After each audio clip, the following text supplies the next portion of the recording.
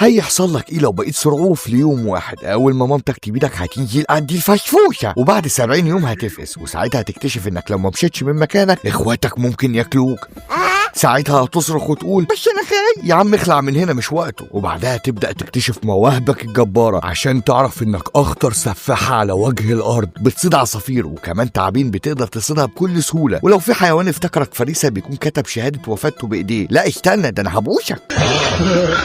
وكمان تقدر تقعد 21 يوم من غير اكل، ولكن المصيبة الكبيرة عندك انك ممكن تاكل بالغلط بيض ديدان الحبل، ودي هتعيش جوه جسمك، ولحظة خروجها بالشكل ده بتقتلك فورا. ايه ده، انت كنت مربي تعبان جوه ولا ايه؟ واخيرا كبرت وبقى عندك 3 شهور وخلاص مش قادر عاوز تتجوز، فتنقي الصعوفة اللي شبهك. ولكن استنى، المشكلة هنا انك مش هتحارب عشان تتجوزها، المشكلة انك هتحاربها هي، لان اثناء عملية التزاوج لو عملت حركة واحدة غلط هطير راسك وتاكلها. يا دي مصيبة. بس مش عاوزك تقلق، لانك برضو مش هتستسلم. حتى لو عملت كده برضو تقدر تتجوزها وانت من غير راس، وباقي جسمك هيكون وجبة ليها عشان عيالك. ولو عشت هتكتشف كائن اسمه الانسان، وده هيهدد حياتك بالانقراض.